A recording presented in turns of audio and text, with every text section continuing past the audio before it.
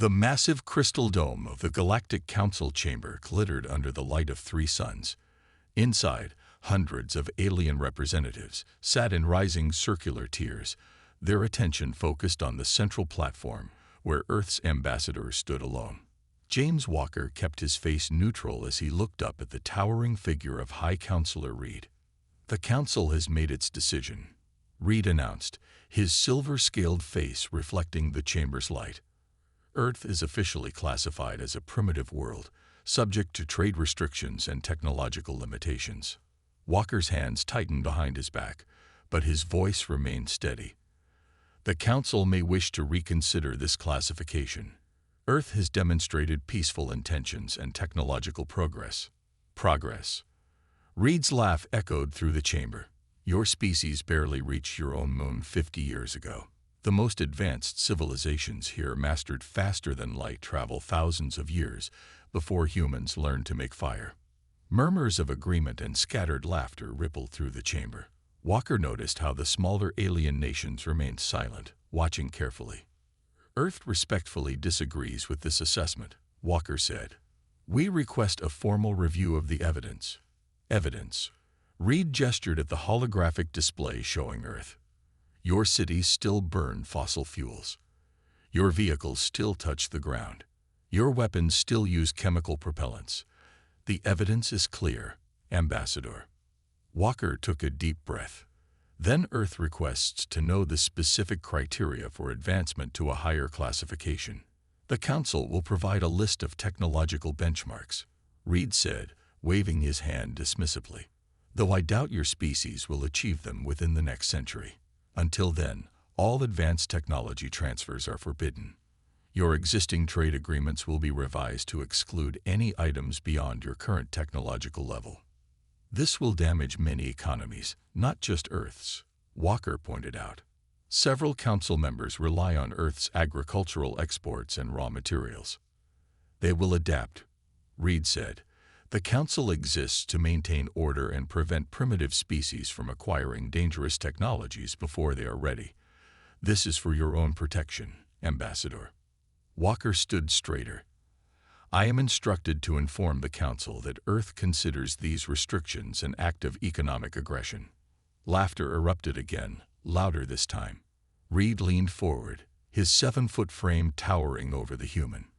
"Is that a threat, Ambassador? From a primitive world that has never left its own solar system?" "Not a threat, High Counselor. A warning. History shows that humanity responds poorly to being underestimated." "Your species' history is brief and provincial," Reed said. "The Council has guided the development of thousands of worlds. We know what is best for young races." He turned to address the chamber. "The motion to classify Earth as a primitive world has passed. Let it be recorded." Walker watched as the votes appeared on the massive display screen. The larger powers all sided with Reed, while the smaller nations mostly abstained. Only a handful voted in Earth's favor. "Earth will remember who its friends are," Walker said quietly, but his words carried in the sudden silence. "And its enemies." "Is that all, Ambassador?" Reed asked, amusement clear in his voice. "Almost." Walker's eyes swept the chamber. "I leave you with the words of an ancient Earth military commander. In peace, prepare for war. In war, prepare for peace. Earth will abide by your restrictions, High Counselor. We will watch. We will learn. And we will remember. Your diplomatic credentials will be adjusted to reflect Earth's new status," Reed said. "You may keep an embassy here, but your access to Council facilities will be limited. That will be all." Walker bowed slightly, just enough to avoid a diplomatic incident, but not enough to show real respect. As he walked out of the chamber, he activated his neural implant, sending a single encrypted message to Earth. "Execute Protocol Omega." In his office, Walker looked out at the alien city stretching to the horizon. His neural implant was one of thousands of pieces of technology the Council didn't know Earth possessed. They thought his communicator was a simple radio device. They believed Earth's quantum computers were merely advanced calculators. They'd assumed Earth's orbital habitats were primitive space stations. They were wrong about so many things. Walker smiled as he watched the sun set. The Council had just made the biggest mistake in its 10,000-year history. They would learn about humanity's true capabilities soon enough. But first, Earth would make them wait and worry. The underground command center beneath the Rocky Mountains hummed with activity. General Thomas stood at the central display, watching as hundreds of red dots moved across the solar system map. Each dot represented a ship or station that Earth needed to hide from the Council's scanning systems. "Status report," he ordered. "Operation Shadow is at 60% completion," replied Colonel Adams, her fingers moving across the holographic controls. "All ships in the outer system have activated their stealth systems. The Council's patrol just passed Neptune and saw nothing." Thomas nodded. The Council thought Earth only had a few primitive satellites and early warning stations. They had no idea about the massive fleet hidden in plain sight. "What about the Guardian system?" he asked. "Online and learning," Adams said. "The AI is analyzing every piece of Council technology we can find. It's already found 3 weaknesses in their communication systems." A warning light flashed on the main screen. "Council ship approaching Mars," announced the computer. Everyone watched as the alien vessel passed through the asteroid belt. It was one of their routine patrols, making sure Earth wasn't developing forbidden technology. As it approached Mars, hundreds of human ships and stations simply vanished from sight, their quantum camouflage making them invisible to even the most advanced alien scanners. "They suspect nothing," Adams said with a small smile. "The Council representative actually logged that our Mars colony is primitive but functional." Thomas walked to another display showing Earth's industrial output. After the Council's restrictions, they had shifted all advanced manufacturing to hidden facilities in asteroids and beneath the surfaces of various moons. The Council saw only what Earth wanted them to see: outdated factories producing basic goods. "How are the new weapons systems performing?" Thomas asked. "Better than expected," Adams replied. "The antimatter production is 3 weeks ahead of schedule. We've also finished testing the electronic warfare suite. One burst can shut down any Council ship without harming the crew." Thomas remembered Ambassador Walker's last message from the Council. They had moved Earth's classification even lower, restricting them from buying even basic medical supplies. The Council's arrogance was working in Earth's favor. They weren't looking for threats from such a primitive world. "Show me the defense grid," Thomas ordered. The display changed to show a web of satellites and stations surrounding Earth. To the Council's scanners, they appeared to be simple weather and communication satellites. In reality, each one contained enough firepower to destroy a small fleet. "Time until full deployment?" he asked. 4 more days, Adams said. "Then we'll have coverage of the entire solar system.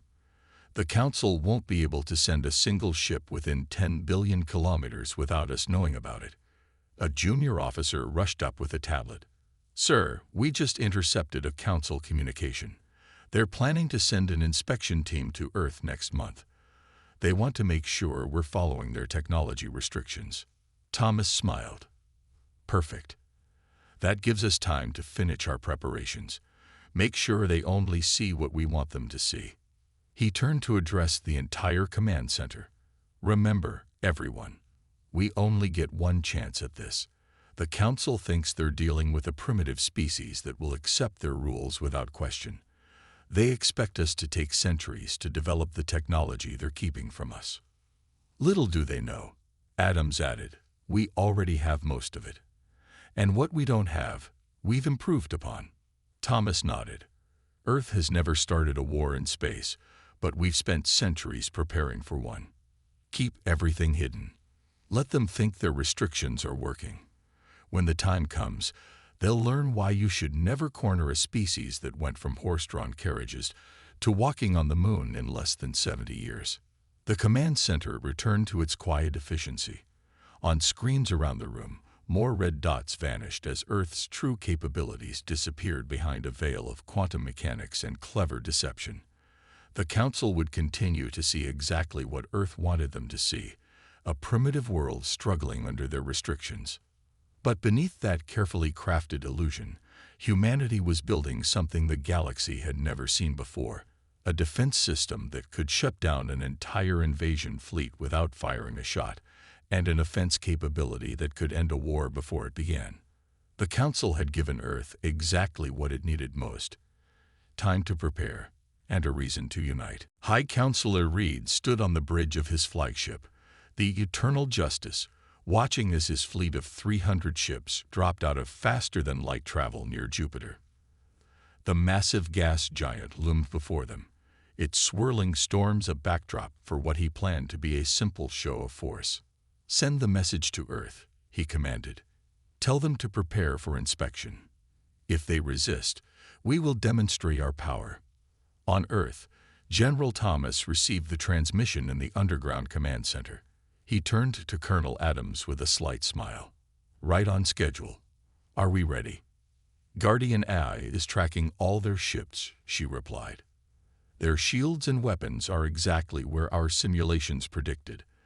They haven't improved their technology in centuries. They never needed to." Thomas pressed a button on his command console. "This is General Thomas to all Earth forces. Execute Operation Checkmate." At first, nothing seemed to happen. The Council fleet continued its approach, their ships arranged in perfect formation. Reed watched with satisfaction as they passed the orbit of Mars. "No response from Earth," his communications officer reported. "Their primitive radios are probably having trouble with the distance." Reed was about to reply when every screen on his bridge suddenly went dark. The ship's engines shut down. Emergency lights flickered and died. Even the artificial gravity failed. "What's happening?" he demanded, floating in the zero gravity. "Unknown, sir," his technical officer shouted. "All systems are offline. Nothing responds." Through the viewing windows, Reed watched in horror as the same thing happened to every ship in his fleet. 300 of the most powerful warships in the galaxy, dead in space. Then the darkness around them lit up. Thousands of previously invisible stations and satellites became visible, surrounding the fleet in a perfect sphere.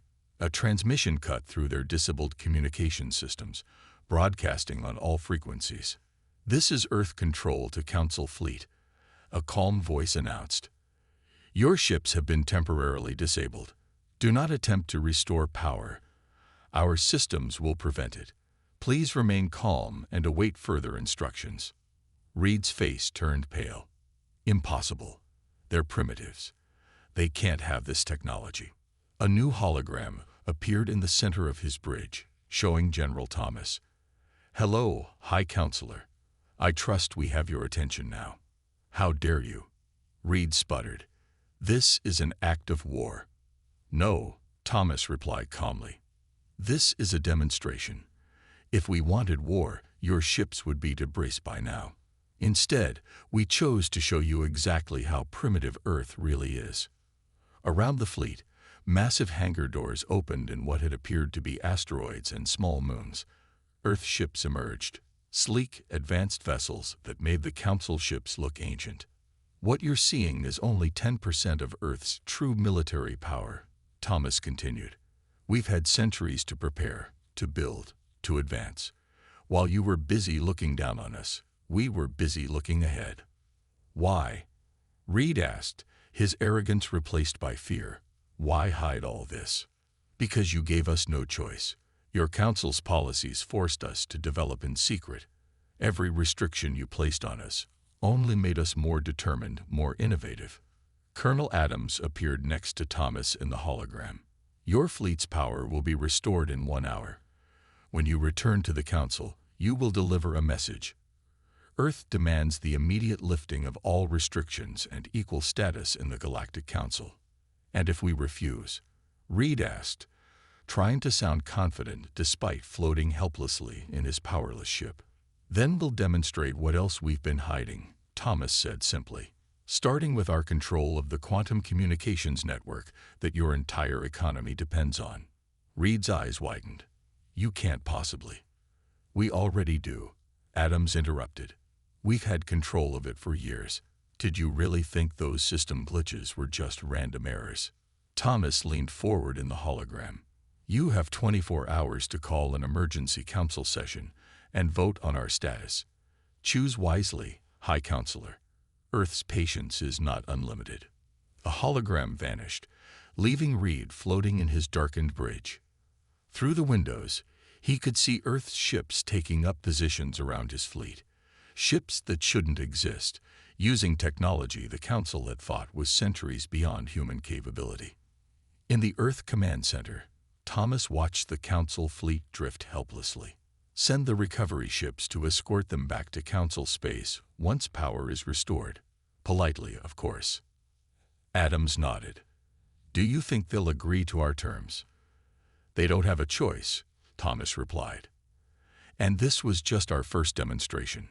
Wait until they find out what else we've been hiding. Director Wells sat in her office at Earth's Economic Command Center, watching numbers scroll across multiple holographic screens.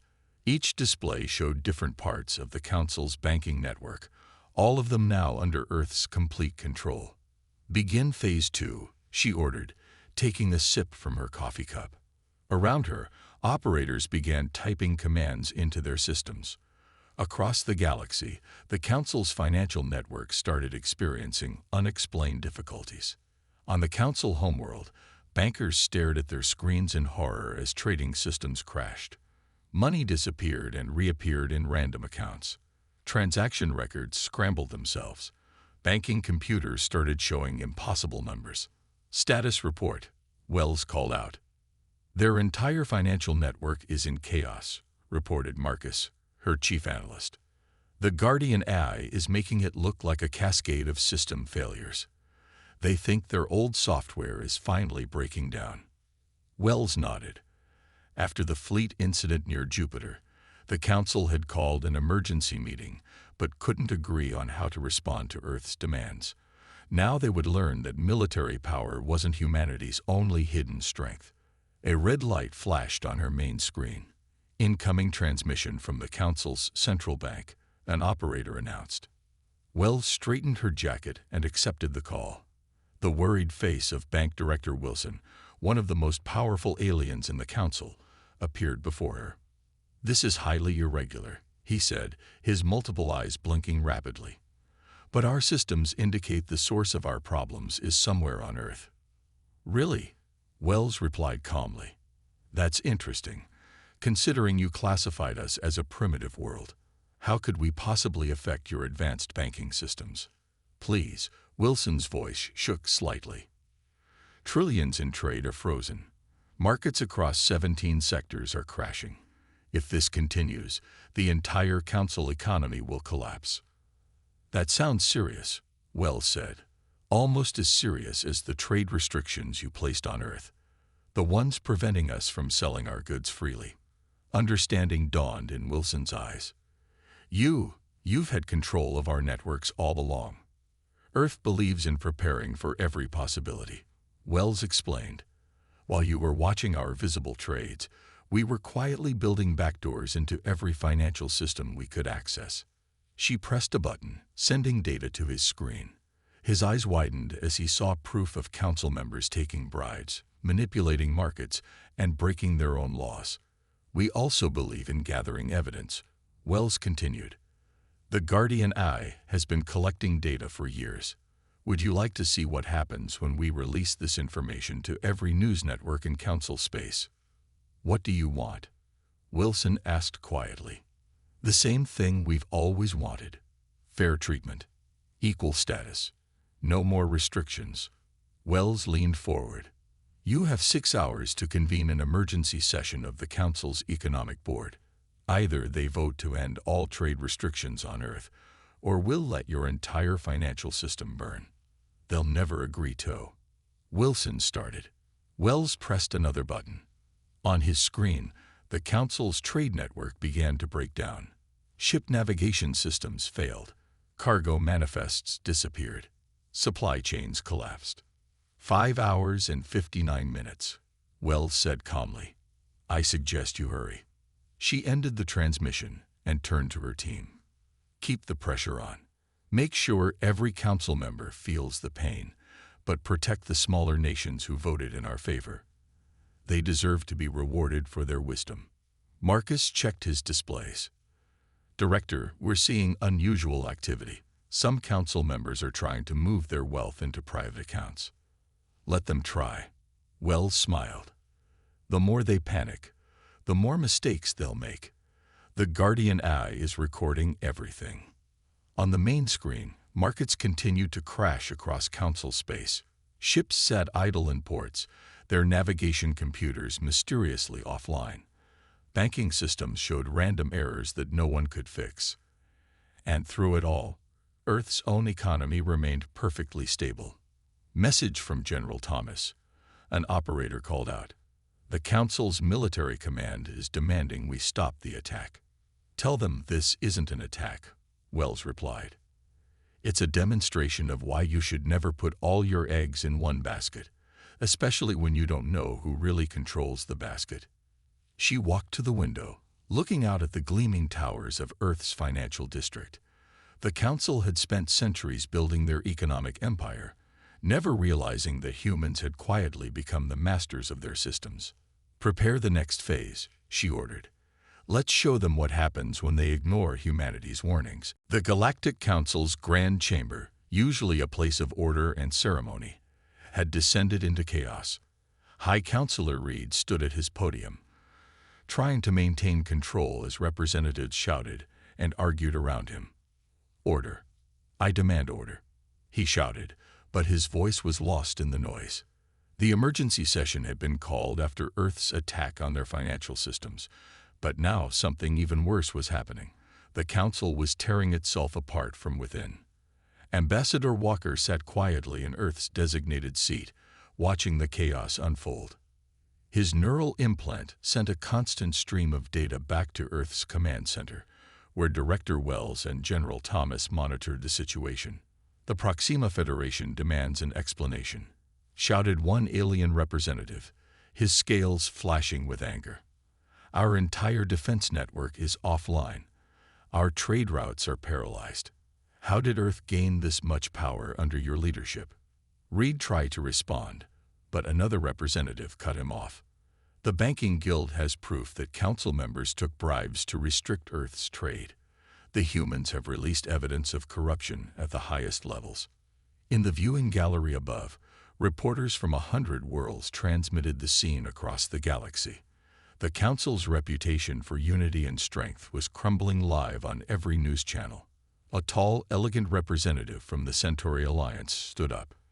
My government is formally withdrawing from the Council's military alliance. We have seen Earth's true capabilities, and we choose to stand with them. Traitors, Reed shouted, but more representatives were standing now. The Orion systems also withdraw, another announced. We have already signed new trade agreements with Earth. Walker's neural implant pinged.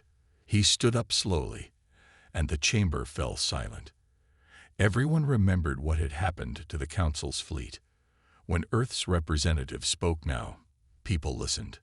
Earth has watched this Council abuse its power for too long, he said calmly.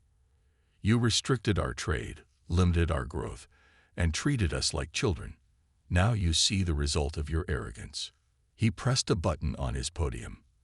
On the massive screens around the chamber, more evidence of corruption began to play. Secret meetings, hidden accounts, illegal deals, all captured by Earth's Guardian Eye over the years. Lies, Reed shouted, but his voice shook. These are forgeries. The banking records are real, the head of the Financial Council admitted, standing up. I verify them myself.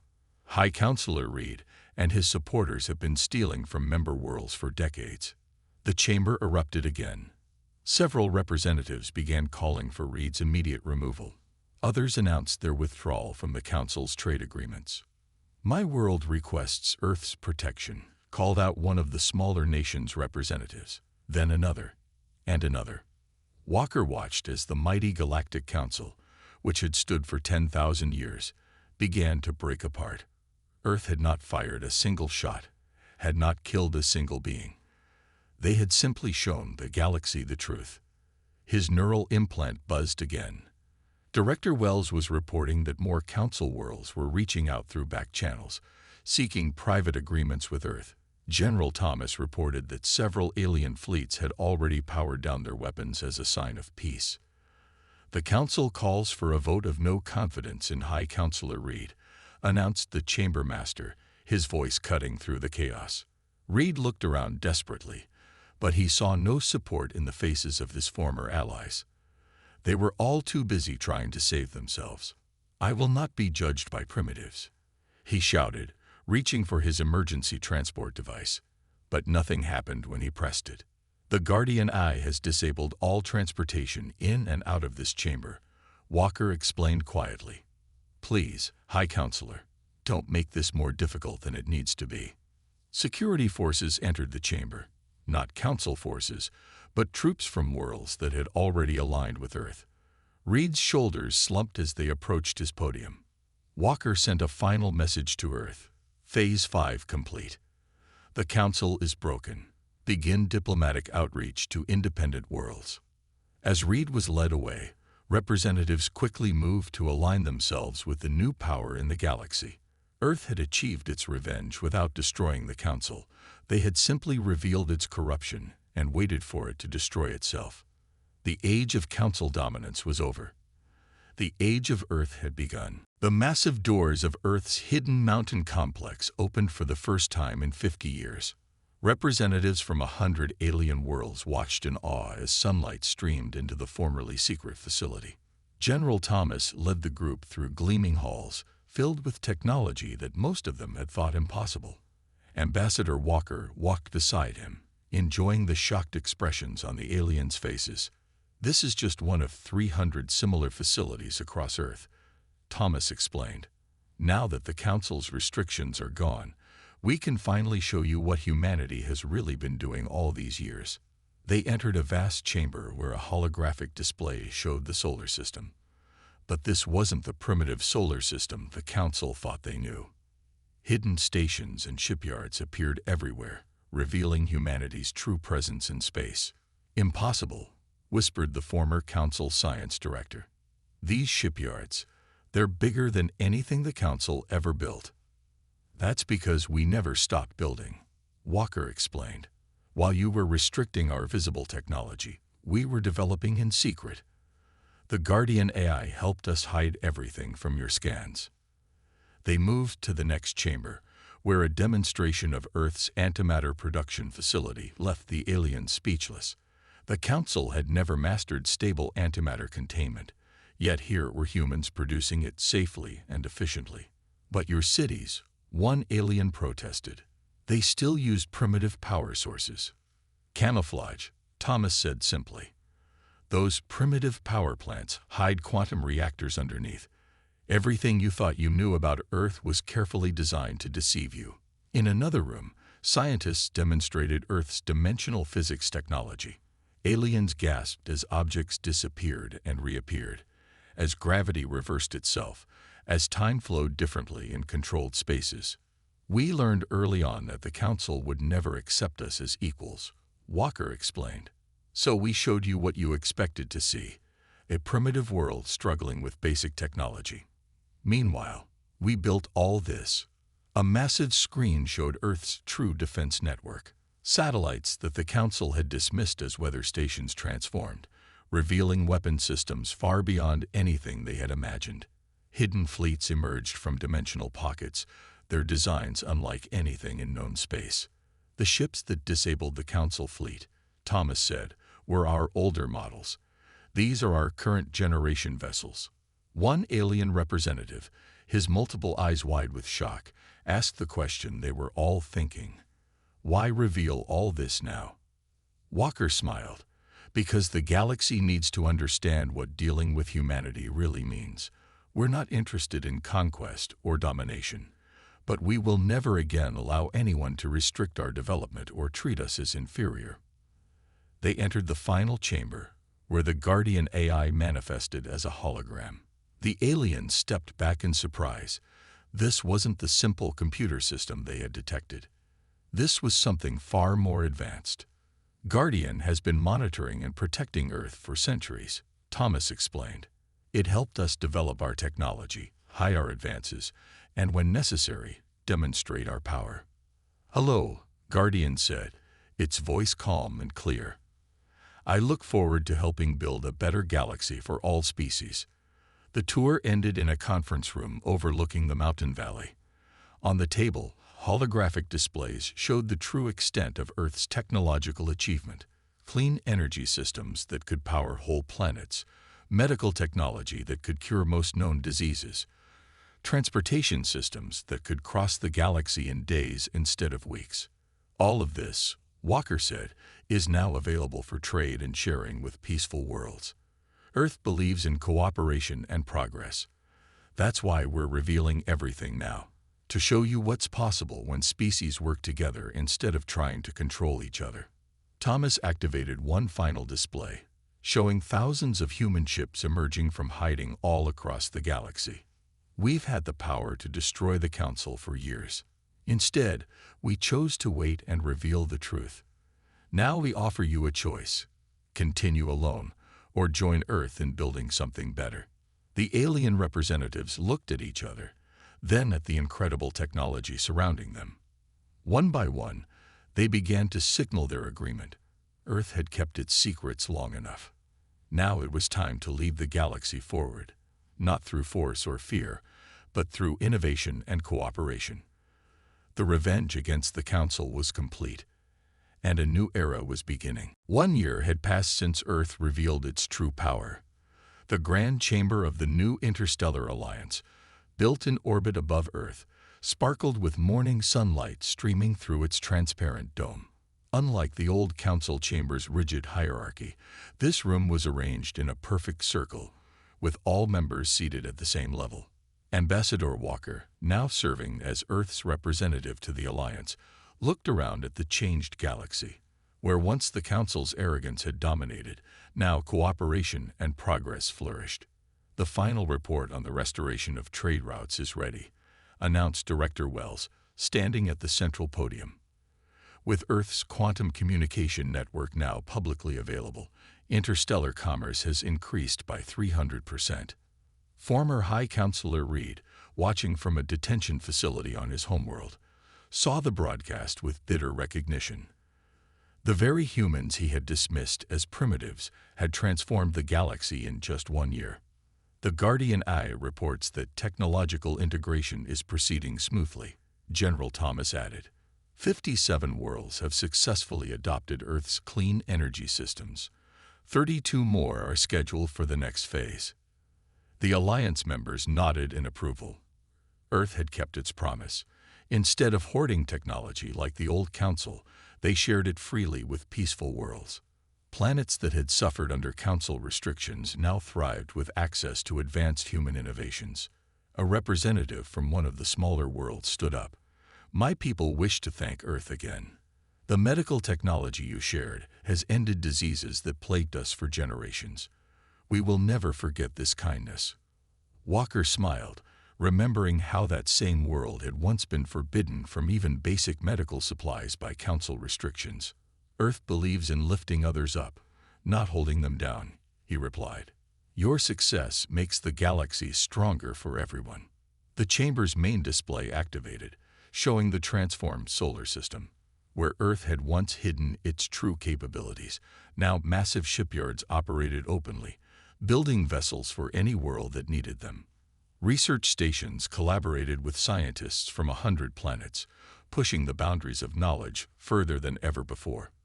"The last of the former Council worlds has requested membership in the Alliance," announced the Chamber Master. "They have met all requirements for technological sharing and ethical governance." A vote was called, and the approval was unanimous. The galaxy had learned that Earth's way, cooperation, innovation, and mutual respect, worked better than the Council's system of control and restriction. Guardian's hologram appeared in the chamber center. "Analysis complete," it announced. "Galactic productivity has increased by 500% since the Alliance formation. Crime rates have dropped by 60%. Scientific advancement rate is 12 times higher than under Council rule. Walker stood to address the chamber. 1 year ago, Earth revealed its power not to dominate, but to change the galaxy for the better. The Council thought they were protecting the galaxy by restricting technology. We proved that sharing knowledge, trusting others, and working together makes everyone stronger. He gestured to the stars visible through the dome. Humanity spent centuries preparing not just for war, but for peace. We built weapons strong enough to defeat the Council, but we chose instead to defeat their ideas. We developed technology powerful enough to destroy worlds, but we used it to help them prosper. The chamber erupted in applause. Representatives from hundreds of worlds, former Council members, independent planets, and newly spacefaring species, all celebrated together. In Earth's hidden command center, now a museum open to all species, General Thomas and Director Wells watched the celebration. Was it worth the centuries of hiding? Wells asked. The years of pretending to be primitive while we built all this in secret. Thomas smiled. Look at the galaxy now. No more restrictions, no more artificial barriers to progress.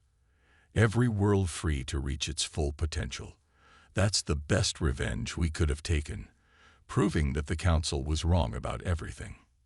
As the new day dawned over Earth, ships from 1,000 worlds moved peacefully through space, carrying trade, knowledge, and cooperation to every corner of the galaxy.